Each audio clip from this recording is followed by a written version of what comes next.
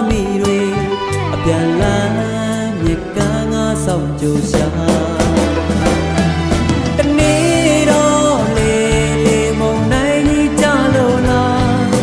ဝမ်းနေစရာပင်လေ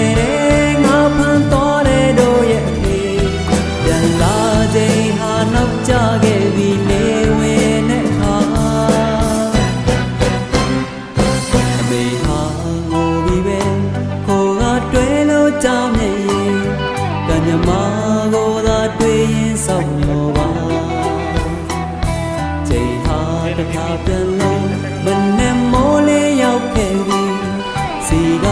ရီကကလက်က